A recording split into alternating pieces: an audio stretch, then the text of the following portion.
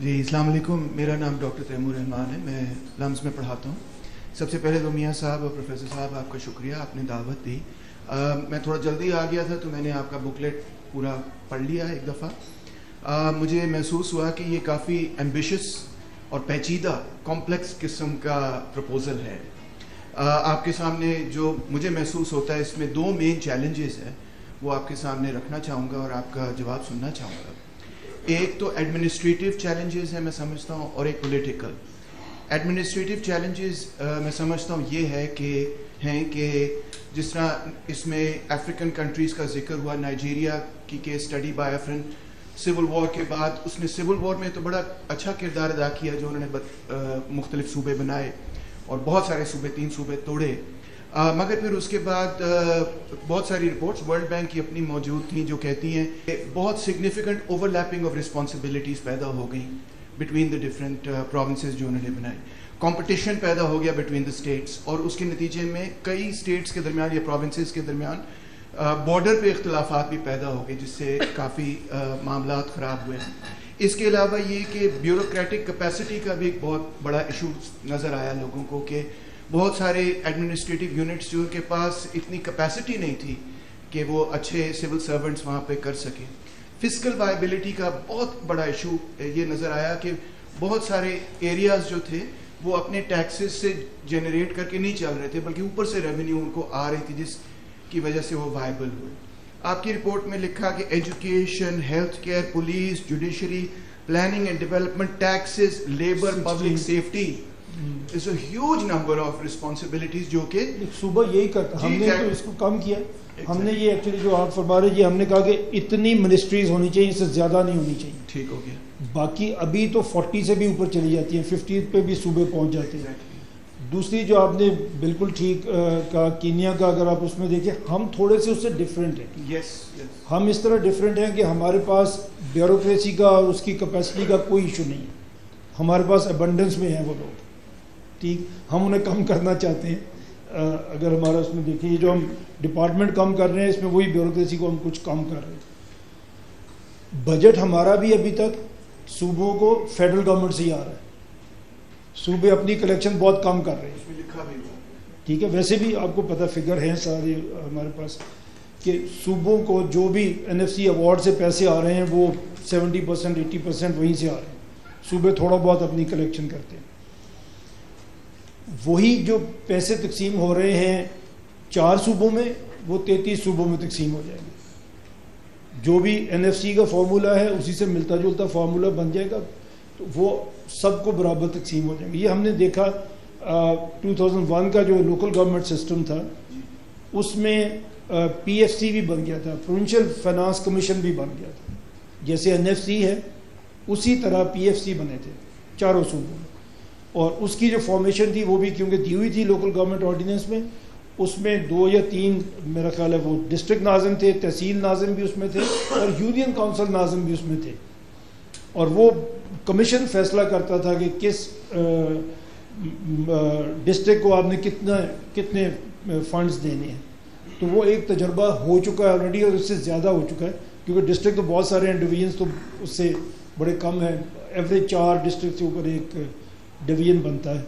तो हमें ये जो बात हमने कीनिया की वो वही कि उन्होंने एडमिनिस्ट्रेटिव कंट्रोल अपना ठीक कर लिया था, बाद में उनको इश्यूज़ आए। वो इश्यूज़ हमारे ऊपर नहीं हैं। हम कैपेसिटी में, क्योंकि वो तो बहुत देर से एक पसमानदा रहे, हमने एक ही चीज़ में तो तरक्की की है, वो हमने ब्यूरोक्रेट्स अच्छे बना लिए और काफ़ी बना लिए। जी, अगर आप इजाज़त दें फॉलो अप क्वेश्चन के लिए। आपका तो जहाँ तक एडमिनिस्ट्रेशन है उसका बहुत तजर्बा है, हम तो आउटसाइडर हैं, you can speak with a great deal of authority on this issue.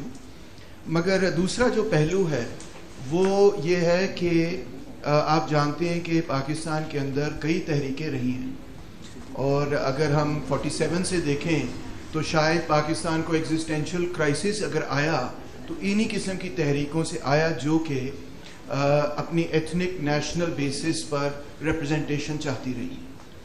तो और आपको पता है 18वीं तरमीम भी उसी सिलसिले की एक कड़ी है।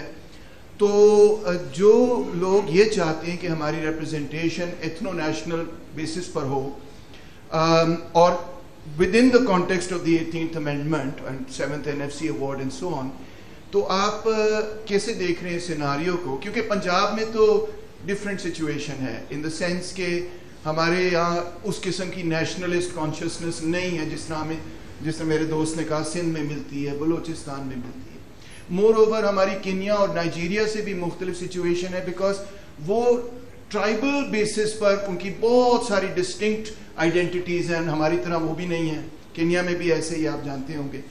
तो गिवन दिस सिनारियो, जो पॉसिबल रिएक्शन है एथनो नेशनलिस्ट मूवमेंट से, वो एक बहुत सिग्निफिकेंट चैलेंज बन सकता है। आपके इस पे क्या राय?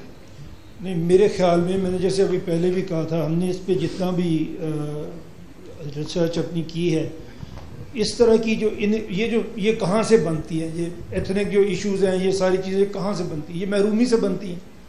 मेरे बच्चे को एडमिशन नहीं मिल रहा, किसी और एथनिसिटी को मिल रहा है। मुझे नौकरी में कोटा नहीं मिल रहा क्योंकि किसी और को मिल रहा है।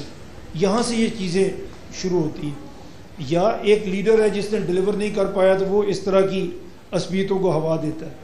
अगर आप एडमिनिस्ट्रेटिव यूनिट छोटे करेंगे और बराबर लोगों को अपॉर्चुनिटीज़ मिलनी शुरू होंगी तो मेरे ख्याल में तो ये चीज़ें बहुत कम हो जाएंगी, ख़त्म हो जाएंगी। मेरे ख्याल में जो जैसी हमारी पॉपुलेशन है उसमें किसी और मुल्क के साथ नहीं करते, लेकिन इसकी जैसे अभी हमने बात की, हम समझते हैं कि केपी में सब लोग पश्तो बोलते हैं, कितने लोग हिंद को बोलते हैं, कितने लोग वहाँ पे सराइकी बोलते हैं, ये सारी ज़ुबानें वहाँ पे चलती हैं। पंजाब में सब लोग पंजाबी तो नहीं बोलते। हमारी सेंट्रल पंजाब की पंजाबी इज़ डिफरेंट, सरगोदा और मियाँ वाली की सराइकी इज़ डिफरेंट, मुल्तान की सराइकी डिफरेंट है, भागलपुर की डिफरेंट है। तो लेकिन जब हम पंजाब में होते हैं तो हम सारे पंजाबी हो जाते हैं। तो इनकी अगर आज जनूबी पंजाब की महरूमी की बात होती है ना, लोग आते हैं लाहौर में, जिस तरह की सड़कें, जिस तरह की हॉस्पिटल, ये चीज़ें सारी यहाँ पे मिलती हैं वो वहाँ पे नहीं मिलती, तो उनको महरूमी होती है। तो अगर आप उनको उनके फंड्स दे देंगे, उनके वसाइल दे देंगे और उनकी गवर्नमेंट वहाँ पे बन जाएगी तो वो आंसरेबल होगी उनको। फिर ये कंपटीशन पैदा हो जाएगा आपके सूबों में कि कौन सा सीएम, कौन सी पार्टी कहाँ पे बेहतर काम कर रही है। इंडिया में दिल्ली में अगर आम आदमी पार्टी ने अच्छा काम कर लिया तो पंजाब भी जीत लिया, फिर उन्होंने बाद में दिल्ली हार गए, वो एक अलग बात है। बट बढ़े ना वो अपनी परफॉर्मेंस की वजह से। और गुजरात में अगर मोदी साहब ने काम किया तो वो फिर प्राइम मिनिस्टर बने ना। तो ये हमारे ख्याल में हमारी डेमोग्राफी में इस तरह के पॉजिटिव कंपटीशन के चांसेस ज़्यादा हैं।